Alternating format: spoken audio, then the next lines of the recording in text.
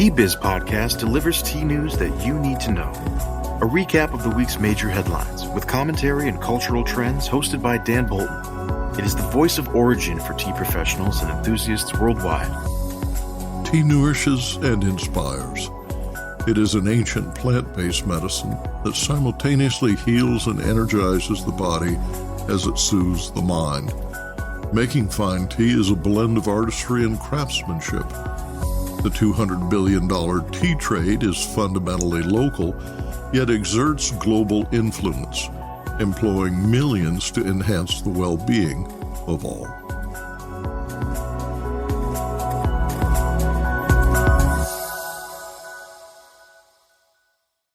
Hello, everyone. Here are this week's headlines. Lipton Tea and Infusions sells its East Africa tea gardens to Brown's investments in Sri Lanka. Kenyan tea growers are swamped by incessant long rains, and enhanced enforcement of sanctions is hampering the tea trade. Plus, in memoriam, Dr. Francis T.P.Z., 1954 to 2024. 25 years ago, specialty tea was grown on fewer than 5 acres on the Big Island of Hawaii, a remnant of the thousands of acres cultivated on large estates that flourished at the turn of the century. Today, Hawaii produces more specialty tea than any state in the U.S., thanks to an enterprising U.S. Department of Agriculture researcher and horticulturist, Dr. Francis Z. Z, who was 70, passed away on March 29th in Honolulu, Hawaii. He will be remembered Saturday at a memorial service attended by a close-knit cadre of tea growers, inspired by his dedication and patient guidance. Joining us today is Tea in a Hawaii Company grower and founding member of the Hawaii Tea Society, Eva Lee, one of the more than 100 hobbyists and commercial growers inspired by Z.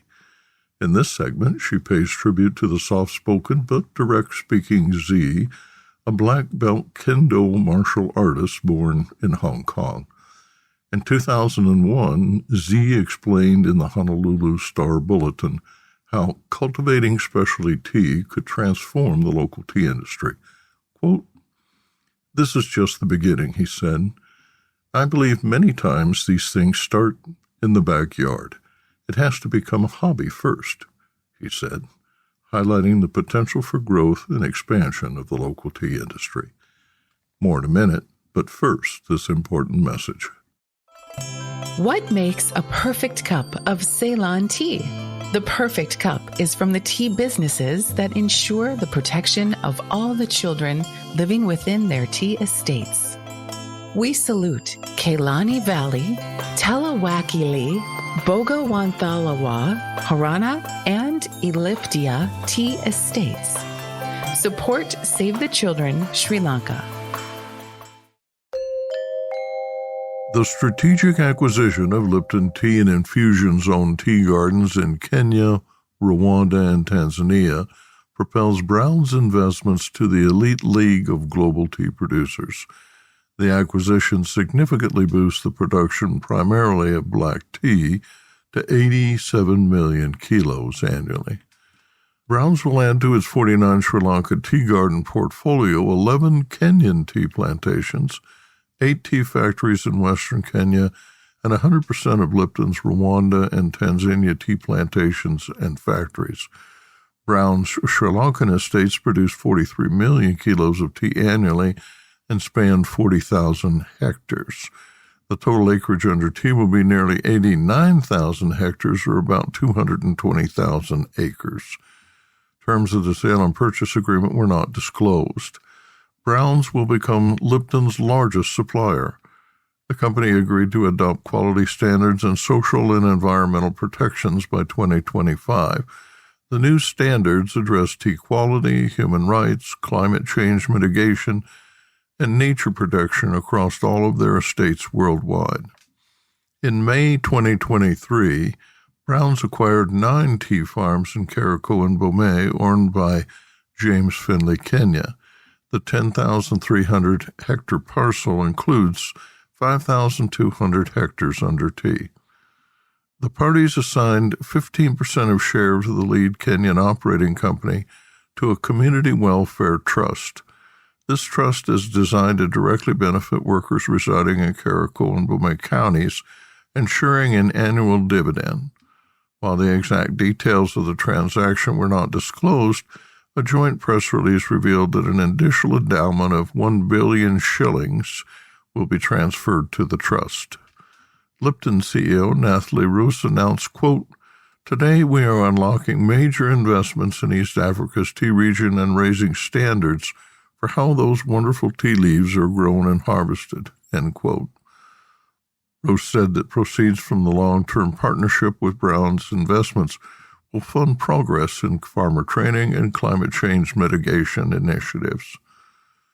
Kamantha Amarak-Sekera, who's the chief executive of Brown's Investments, expressed his anticipation for the collaborative efforts with Lipton and local partners, emphasizing the shared goal of fostering a sustainable, responsible, and prosperous future for all.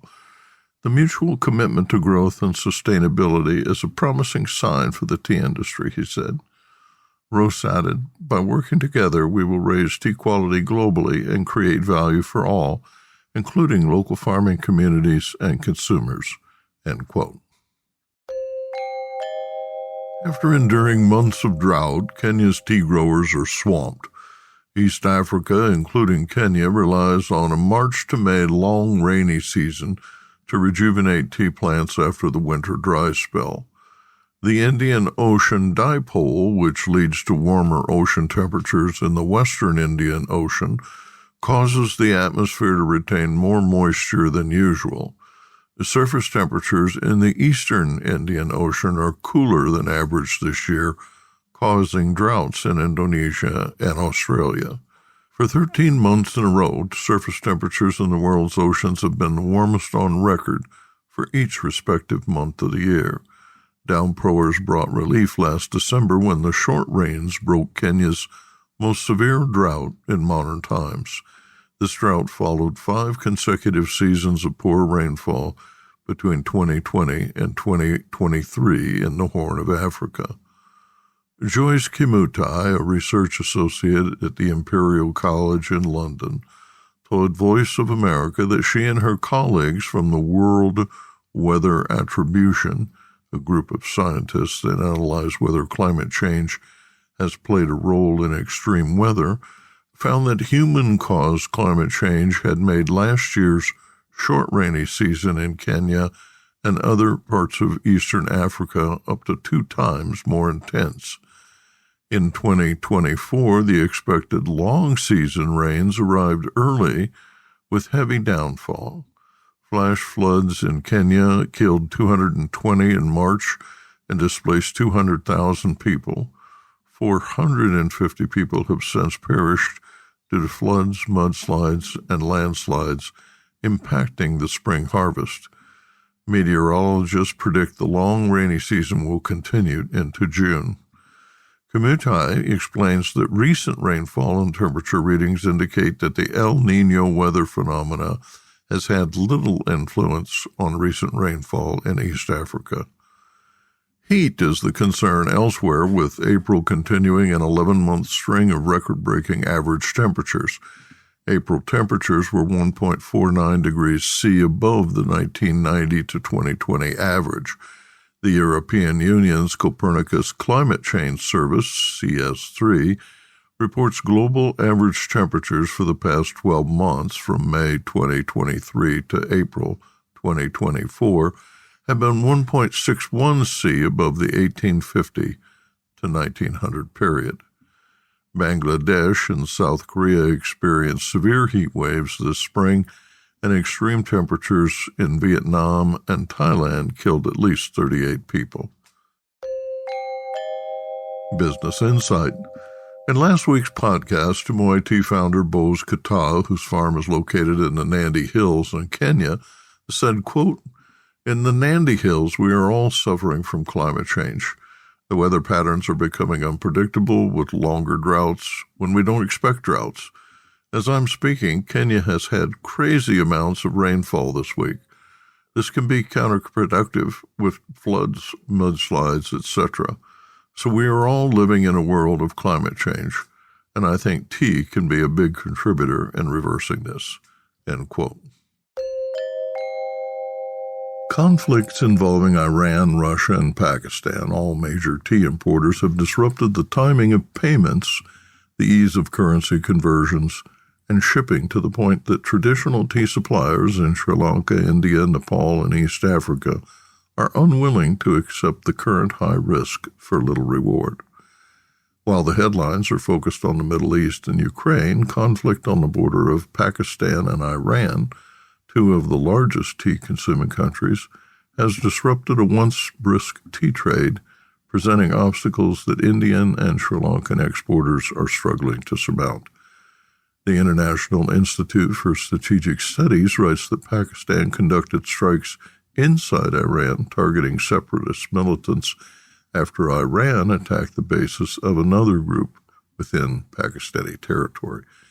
Economic ties with Iran, while not huge, are important for Islamabad as it struggles to supply most of its western regions with critical commodities. Tea exporters have temporarily halted deliveries to Iran, Israel, and other Middle Eastern countries, observing that shipping routes will be forced to realign if tensions continue to rise. Consider that the world's reputable shipping companies currently refuse to deliver cargo to Iran, forcing the country to rely entirely on its state-owned fleet and questionable shipping ventures. This greatly limited the quantity of tea shipped from India, Africa, and Sri Lanka. India tea shipments destined for Iran declined from 54 million kilos in 2019 to around 5 million kilos in 2023. During the first quarter of 2024, Iran reported a 62% decline in tea imports. Kolkata-based Asian Tea Group CEO Mohit Agarwal said his first two shipments to Iran this year were successful. The next hurdle is settlements. Tea companies dealing with Iran complain that payments are frequently ensnared by banks contending with sanctions. Sri Lanka is bypassing U.S. sanctions by bartering for oil. Trade between Moscow, Turkey, and China plummeted during the first quarter as the U.S. targeted international banks that assisted the Russian Federation. The intent is to prevent Russia from acquiring essential products for its military, not food. But as a practical matter, many banks find that severing ties with Russia is easier than complicated and expensive currency transactions, given the strength of the U.S. dollar and the isolation of Russia's currency, the ruble. The Financial Times writes that the U.S. executive order implemented last year makes it much more difficult to circumvent sanctions, even if the transactions involve non-military goods. The publication quoted a Russian investor who said that, quote, "Within 6 months, you basically won't be able to do anything. The logical endpoint of this is turning Russia into Iran." End quote. Next, Arvinda Anantharaman in Bengaluru reports on this week's India Tea News.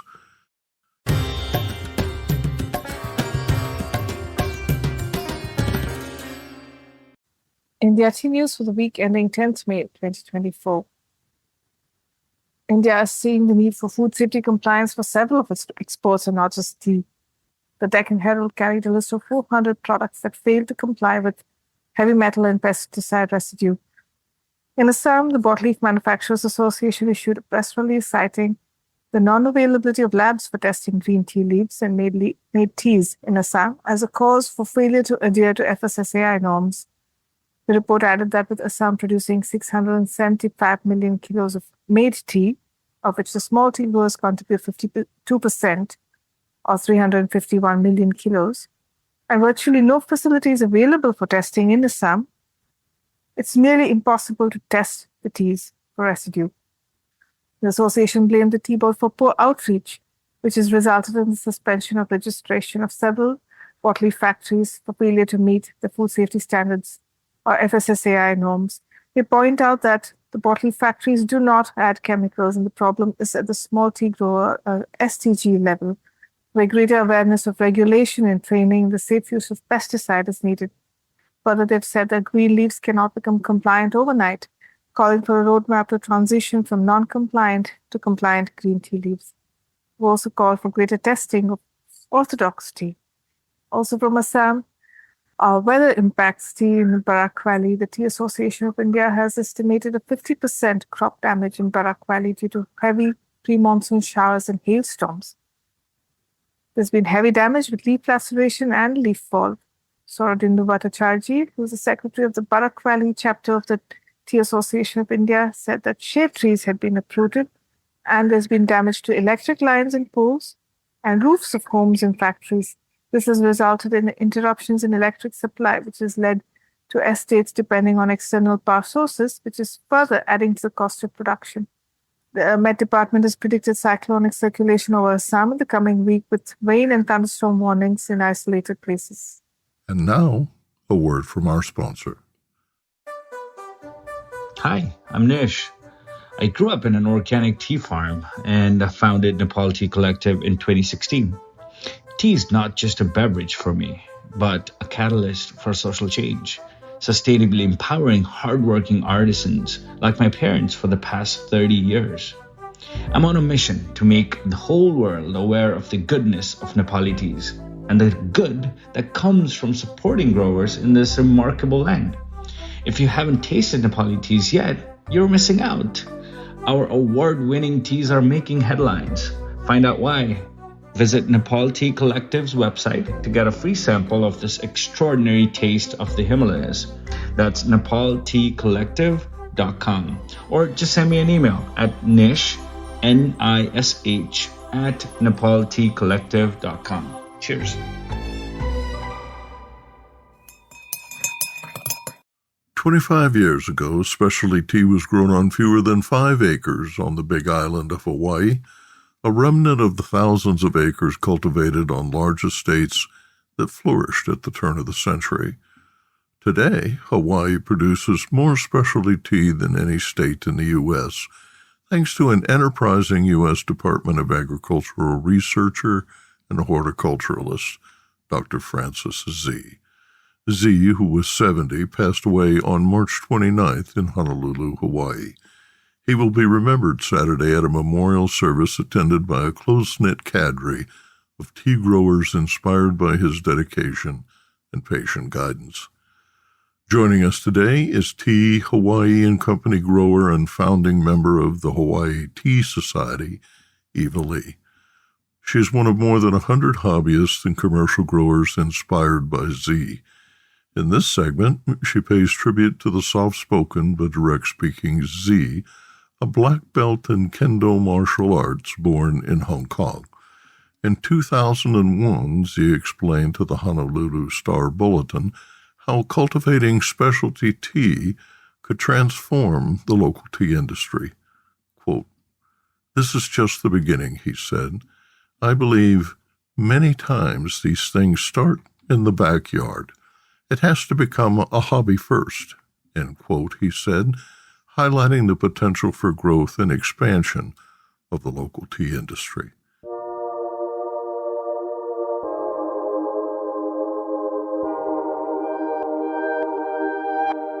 Dr. Francis T.P. Z retired as research leader and horticulturist for the USDA ARS Pacific Basin Agricultural Research Center after realizing his vision of reviving the Hawaii tea industry.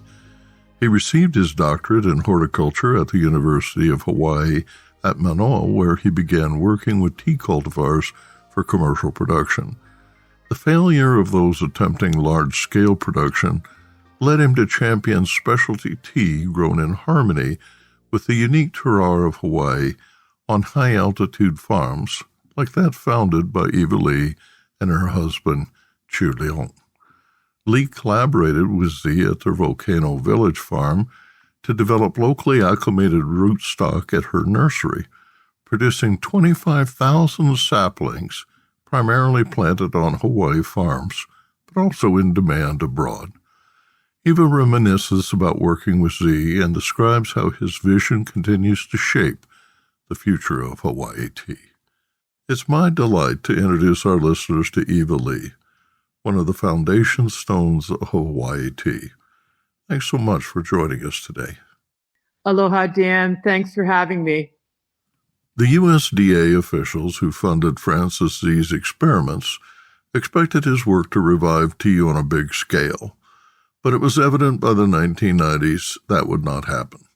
Hawaii growers suffered so many setbacks that producers like John Cross, who farmed 13 acres on the Big Island, were on the verge of tearing out their mature tea plants. Z was an environmentalist, tea lover, and talented horticulturist who reimagined Hawaii as a community of small-scale growers who crafted specialty teas like those in his native China. You worked with him for nearly 25 years. Will you describe him and the significance of his work? He was just extremely humble. So in the sense of everything that he did in his own personal studies, and then reaching out to community, of course, and, going on, he wasn't one of these kinds of personalities that was very loud or large. He was just so focused, dedicated, and passionate about what he was doing, because he was headquartered on Hawai'i Islands and stationed in Hilo. And we were up on the mountain on the summit of Kilauea, happened to be very, very fortunate in the timing of first getting to meet him and hear and read about what he had been researching. And so in the late 90s, he was doing, extensive research really before anyone in the private sector, really was able to understand what he was doing. It wasn't really all that known. It was just research scientists that were doing these studies that were within USDA, Pacific Basin Agricultural Research Center, as well as the University of Hawaii and the College of Tropical Agriculture and Human Resources, but those two institutions really joined in once he made it known as to what he was doing from USDA perspective. When he introduced, quote, his findings to the conventional farming community in Hawaii, and basically they all said no. They said it was too labor intensive, it was not economically viable, on and on and on. That was a reasonable position to take because several companies had gone bankrupt. It wasn't just naysayers, it was people who said, look, we've seen a 9% increase in labor expenses. This isn't China. This isn't a place where we're going to get cheap labor. And with that said, his enthusiasm was not met with understanding a new approach to, quote, reintroducing this specialty crop to Hawaii. When he initially reintroduced it to the conventional farming community, they were saying no for those reasons before they heard really what his findings were and what the approach might be, which is what you saw in the newspaper as to, well, our conventional farming community in the state of Hawaii is not going to take this on. So let's pause, let's take a look, and let's see how, if we can start this in community, if the community is interested in it being more of a home gardening approach, and that could it, quote, blossom and take off from there, because that was to be a different audience, so to speak, different students, different people of interest to bring this forward. And so the openness from that community to learn more, to take more risk, seemed much more doable in those smaller pockets of community. And so hence, in some ways, he was also introducing it in a very traditional manner. So as we know that tea in other countries have the communities that are many individual farms that as a community will come together to create tea, to process, to grow it, to market it, a number of things that communities will do together. He also understood that it was very challenging in the West because the West is so individual thinking. With that, there was going to be some challenges. So what was left was curiosity, was individuals that didn't necessarily want to be driven by economic development, but by cultural and agricultural resources that might be able to contribute to our state. So a combination of approaches, who he talked to in community and who was receptive, and generally who was most receptive is a community of us that had no agricultural background. And so we were not bound by some of the traditions like fellow growers, tea growers in other countries that are bound by tradition. You must grow tea like this. You must process it like this. You must.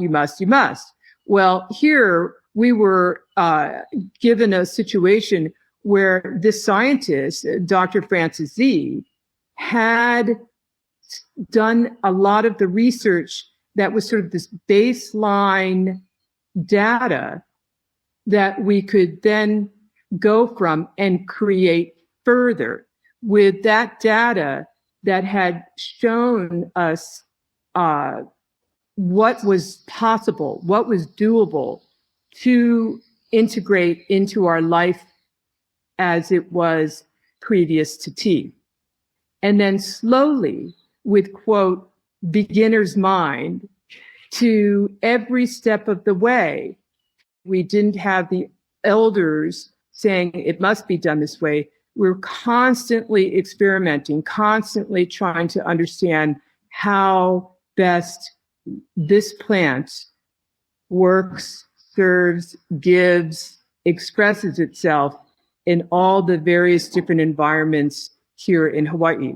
And to do it in a very natural manner for its sustainability. And all those points being were somewhat encouraged by him. So not only did we receive this data, the science, the research, but through his, I was thinking about your one question about,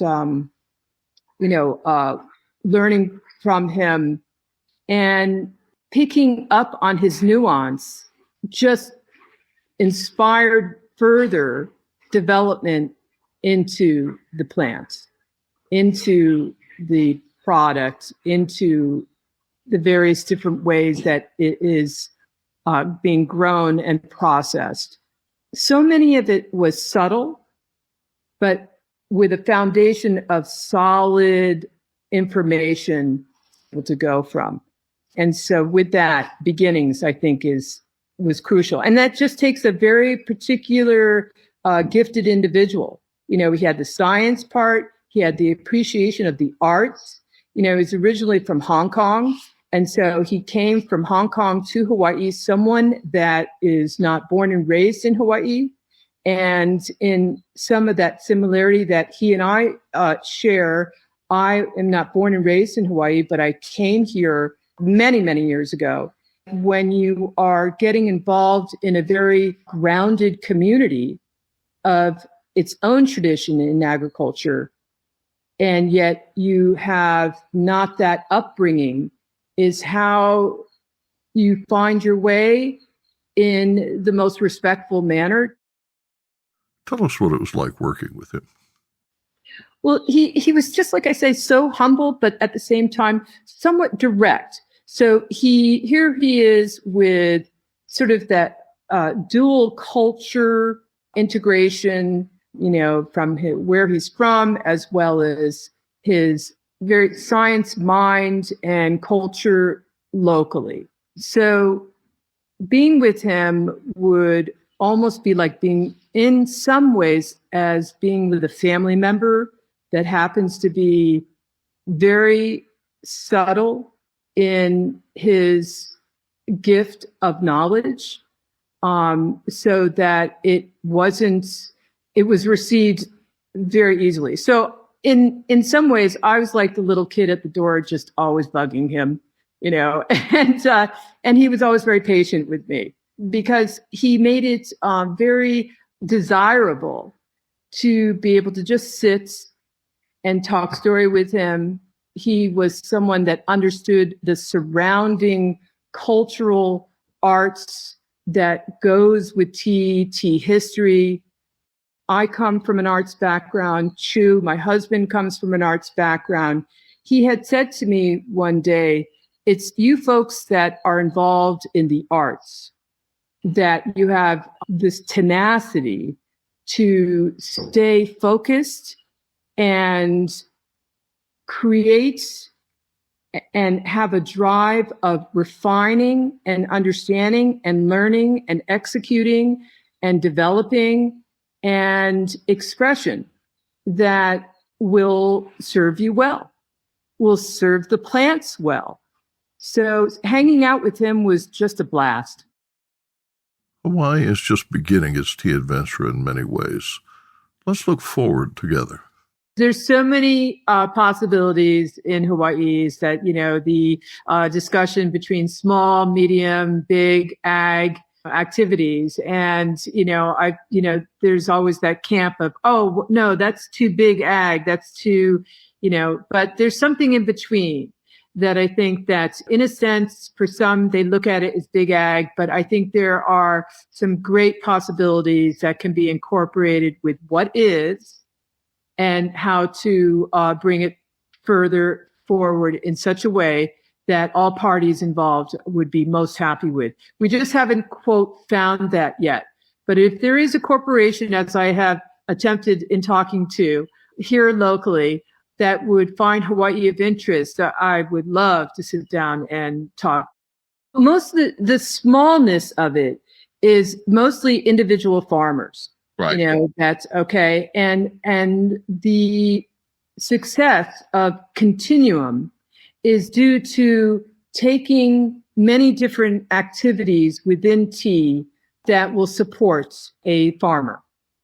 The teas that we produce, the different grades of teas, the different markets that those go into. We also have is agritourism.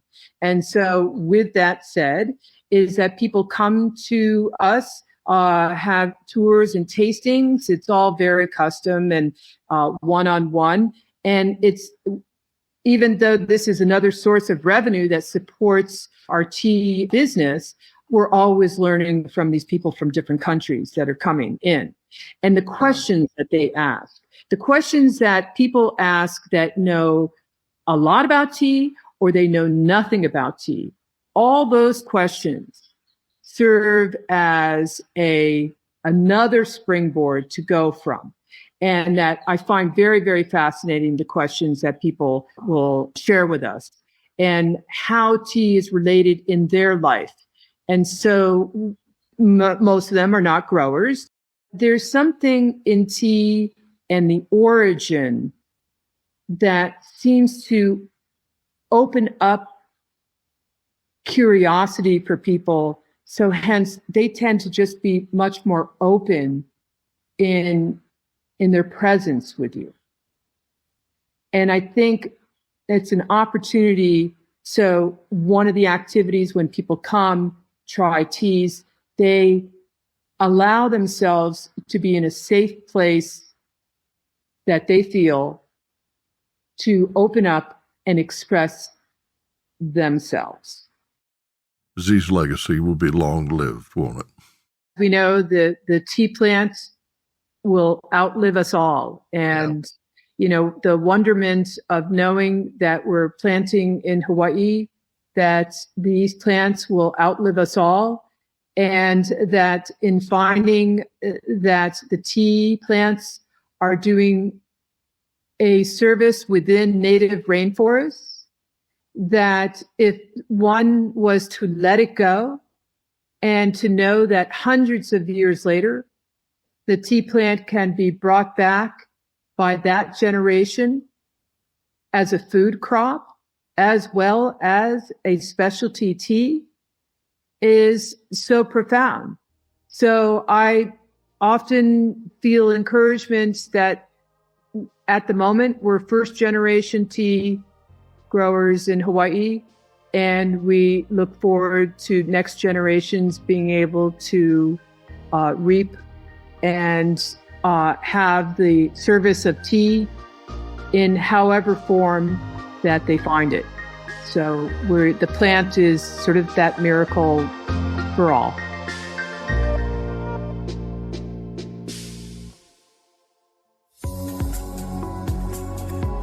Intrigued by what you heard in today's podcast? Would you like to learn more from our global network of tea biz journalists and tea experts? Remember to visit the Tea Biz website for more comprehensive coverage. That's www.t-biz.com.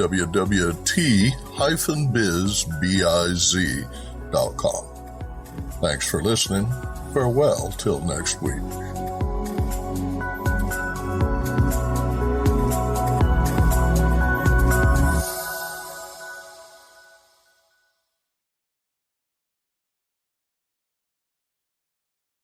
Produced by Adavita Studios. Connect your voice to the world.